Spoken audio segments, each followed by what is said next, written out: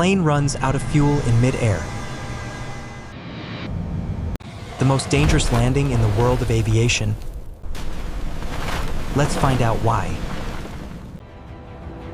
On July 23, 1983, Air Canada Flight 143, operating a Boeing 767-200, departed from Montreal bound for Edmonton. On paper, it was a routine journey, but it contained an extraordinary story in aviation history. At the time, the Boeing 767 was one of the most modern aircraft models, having just been put into operation. The crew consisted of people with solid experience, ready to control this aircraft in any situation prepared for on a long journey.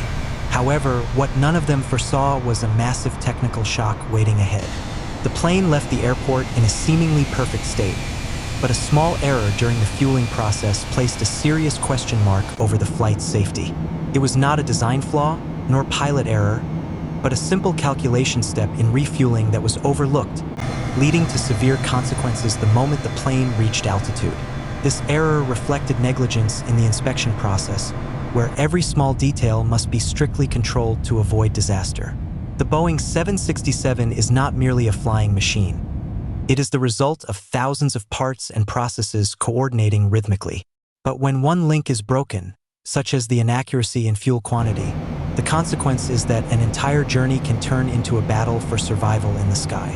The story of Flight 143 is a profound lesson on procedural compliance and the seriousness required in every preparation stage to ensure absolute safety in aviation. With no prior warning signs, the Boeing 767 entered a dangerous state right at high altitude, leading to the crew's subsequent life or death decisions.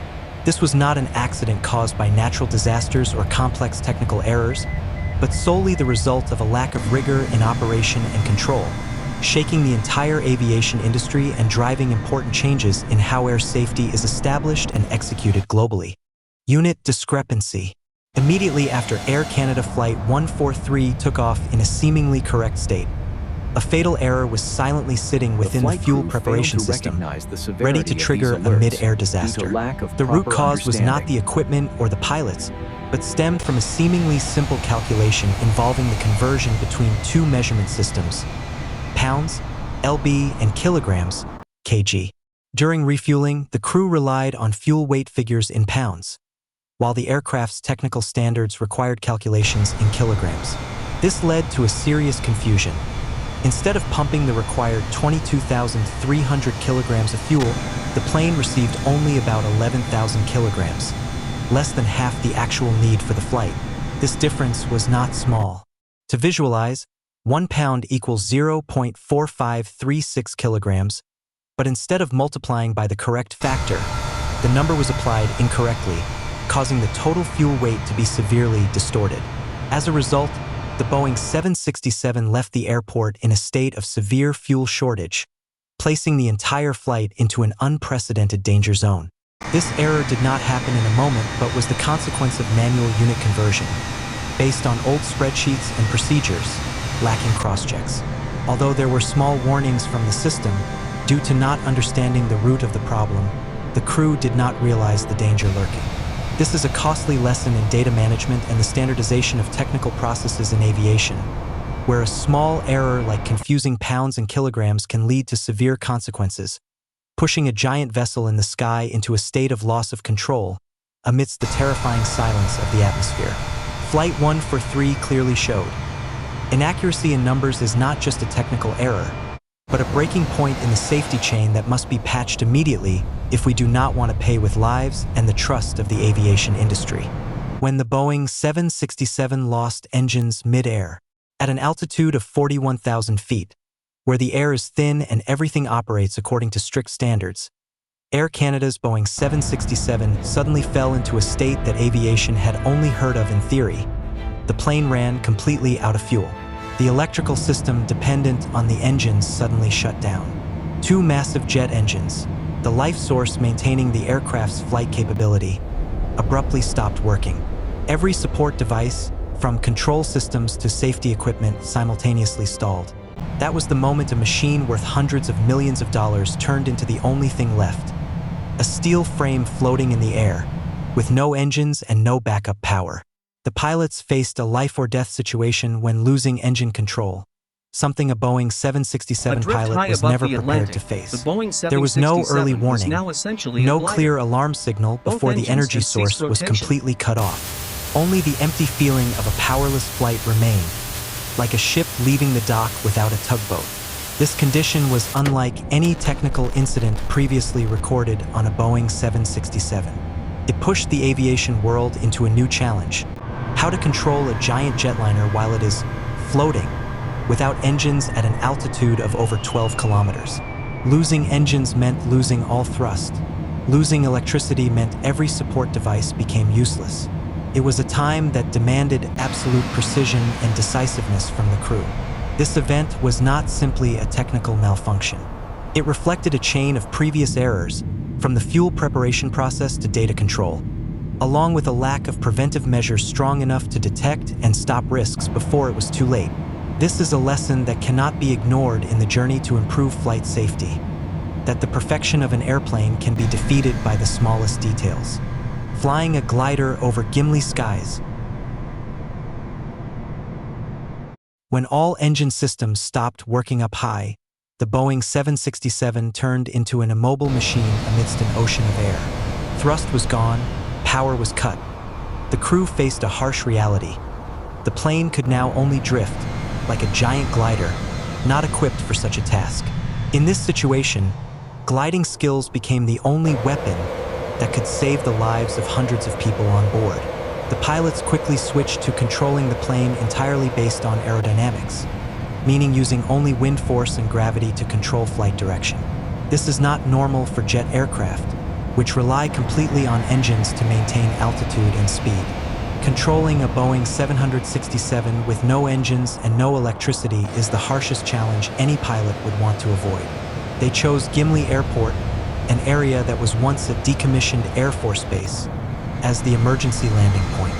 The difficulty lay not only in approaching this airport, but also in how to reduce speed and land safely on a runway that was no longer maintained like a normal commercial airport.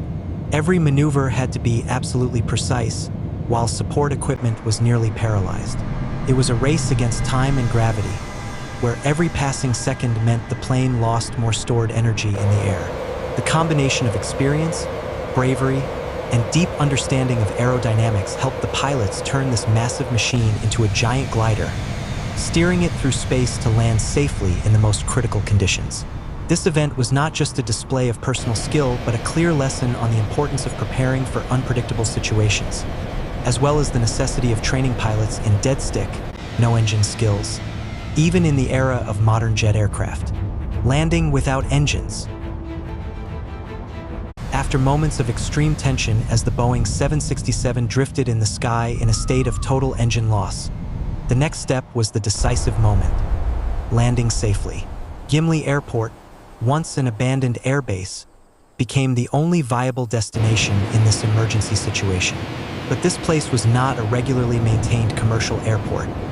It was an area that hadn't been operated for a long time, with a deteriorating runway and a complete lack of technical support systems. The crew, relying solely on gliding skills and situational handling ability, tried to control the approach trajectory and reduce speed with precision down to the meter. Every operation in the cockpit at this time had no room for error, because if control was lost, the consequences would be unimaginable. Amidst the silent sky, the Boeing 767 quietly landed with precise speed and landing angle, avoiding the risks of skidding off the runway or causing further damage. The result was that the plane, nicknamed the Gimli glider, touched down successfully without causing any casualties. This was the first time in modern aviation history that a giant jetliner lost engines yet landed safely without loss of life. That success was not just due to luck, but was the result of a chain of precise actions, timely reactions, and the superb flying skills of the crew. This event quickly became a survival lesson, proving the ability to improvise in extreme circumstances, while emphasizing that, no matter how modern technology is, humans remain the final deciding link in the flight safety chain. Lax management chain. The incident of Air Canada Flight 143 was not just the result of a simple confusion over fuel measurement units, but also the product of a loose safety control system and a lack of coordination during operation. When incorrect numbers are not carefully reviewed, when cross-check steps are lax, the risk of falling into disaster is no longer a surprise but an inevitability. The conversion between pounds and kilograms was inherently a blind spot in the technical process, but more worrying was that the system had no measures to detect or warn in time. Every step in the fuel preparation process, from calculation and data entry to inspection, lacked the necessary cohesion to catch errors. This created a dangerous gap where a small error could multiply and lead to massive consequences. The story does not stop at individual technical error but reflects an operating system with many weaknesses. Safety procedures, instead of becoming a protective shield, were eroded by complacency and a lack of rigor in control.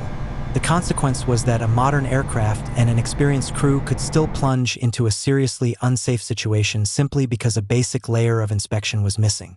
This event was also a strong wake-up call for the aviation industry regarding the importance of cross-check procedures and coordination between departments.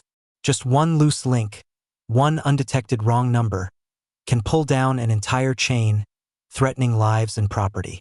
This is a lesson that cannot be ignored for any operating system, where perfection must not be just a condition, but a vital standard. New standards in aviation safety. The incident at Gimli did not stop at being a dramatic story in the sky, but became an important milestone forcing the aviation industry to reevaluate its entire safety system. When the Boeing 767 lost engines due to lack of fuel, luck was not the only factor that helped avoid disaster. It was also the result of improvements from this expensive lesson. Air Canada, along with international aviation agencies, quickly reviewed and updated fuel inspection procedures to completely eliminate loopholes caused by unit confusion. Furthermore, the event promoted increased pilot training on skills to control aircraft in the event of engine loss, a skill seemingly outdated but decisive for survival in extreme situations. New standards were formed based on the principle of not letting small errors spread into major disasters. Control processes became stricter, cross-check steps were tightened, and staff training was placed at the forefront. This is not a simple story of technology, but a story of responsibility, alertness, and the spirit of readiness to face all risks. The Gimli glider became a symbol of vigilance and resilience in the aviation industry, reminding us that every flight, no matter how modern the technology, always carries potential risks. And only by raising safety standards and constantly learning from incidents can the aviation industry move forward, safeguarding the lives of millions in the sky.